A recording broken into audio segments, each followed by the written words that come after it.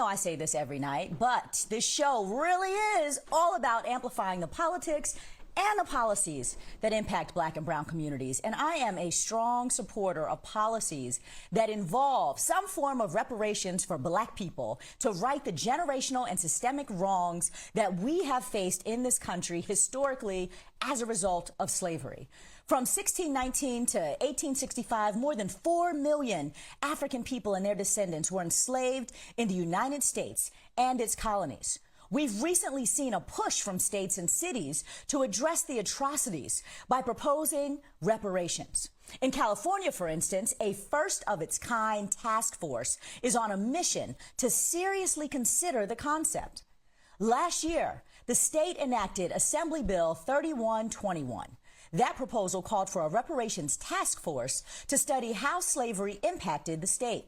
Some of the responsibilities include describing the institution of slavery in California, developing proposals to get rid of policies that discriminate against Black communities, and recommending remedies to the many harms endured, and determining how compensation should be calculated and who is eligible to receive it. The task force kicked off its study in June with hearings on housing and education, segregation, the impact of environmental racism, discrimination in California's banking policies, and much more. They have until July 2023 to make recommendations to the state. For more on all of this, I want to turn to someone with firsthand experience on the task force. Kamilah Moore is a lawyer, reparatory justice scholar, and the chair of the 9-member California Reparations Task Force. Thank you so much for joining us here on Amplified. And I just want to start off by asking you to tell us, what does it mean to you to be part of this task force in this moment? Hi, thank you for having me, Aisha. This is such an honor to be here. And to answer your question directly, it is an immense honor and privilege to be a part of the California Reparations Task Force, let alone to be elected as the chairperson. This is historic and the first in the nation type of effort.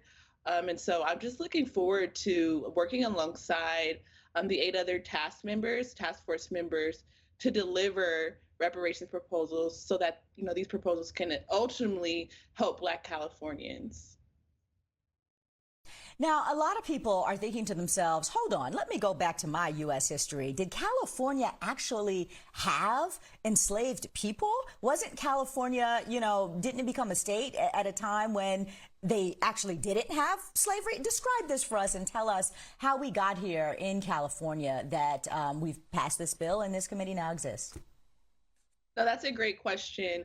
So at our first substantive hearing in September, we actually covered the question, is California responsible for slavery? Acknowledging the facts that, yes, California was admitted to the Union as a free state.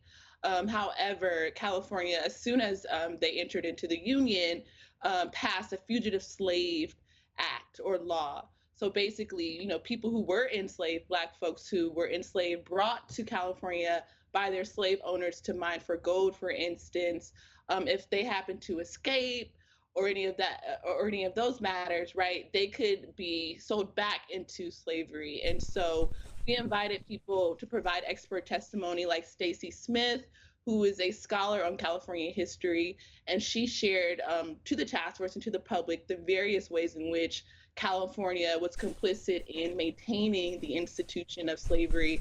And the Fugitive Slave Act is just one example of that. So when people hear reparations, of course, they automatically think of one lump sum check that everybody's getting paid, rather than changes in policy or long-term investment. So explain some of the different types of remedies that your task force is examining. That's a great question. So under AB 3121, the actual legislative text, it mandates that any reparations proposals comport to international human rights law standards. So under international human rights law, reparations comes in 5 forms. One of those notably is compensation, which is a check. But then there's also other forms that the task force will consider, like rehabilitation. So that denotes free mental health services, for example, There's restitution that accounts for stolen land, like for the Bruce Beach example, right? Then there's also satisfaction, which denotes a formal apology from the state, and guarantees of non-repetition, which denotes conversations around significant police reform and other areas.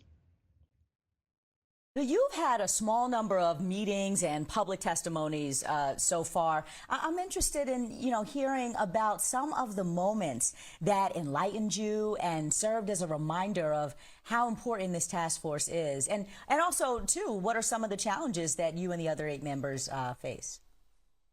Right. So we've invited people, as I said, to provide expert testimony. So Stacy Smith was an example, but we also invited people like Isabel Wilkerson, who wrote Caste and Warmth of the Other Suns, to describe the various ways in which Black Americans moved from the South to California for greater opportunity.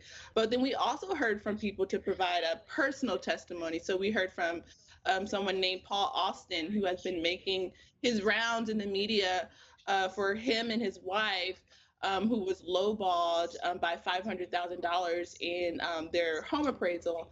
And he testified to the California Reparations Task Force to describe the various ways in which him and his family was discriminated against through this home appraisal process. So so much testimony has been so enlightening, from personal to expert testimony.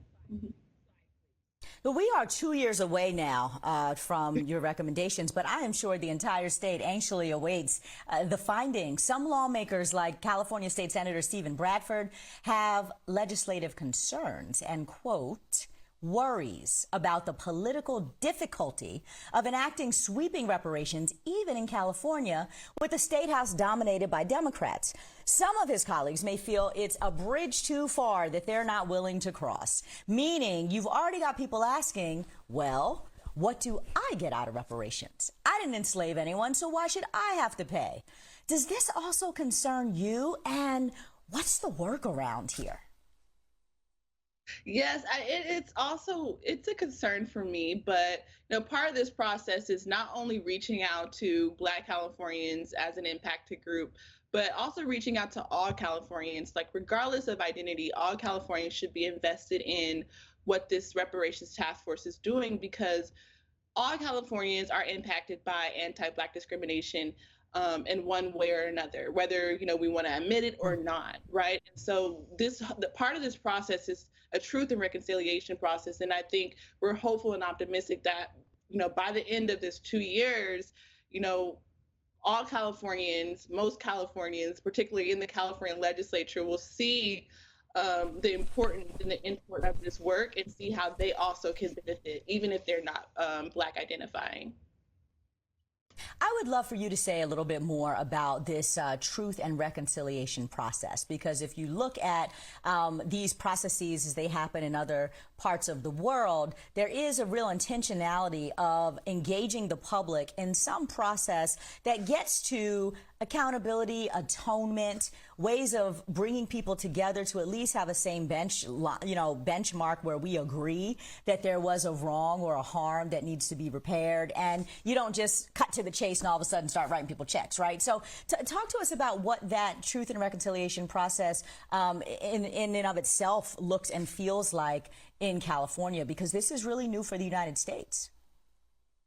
Yes, it's a first in the nation effort. We essentially beat the federal government. We're still waiting on the federal level for reparations legislation to come out of the House, or maybe even for Biden to, set out an executive order even. So California is a trailblazer and a pioneer in this effort of what truth and reconciliation could look like in terms of, a state body atoning for past harms and present harms related to the institution of slavery and the afterlife.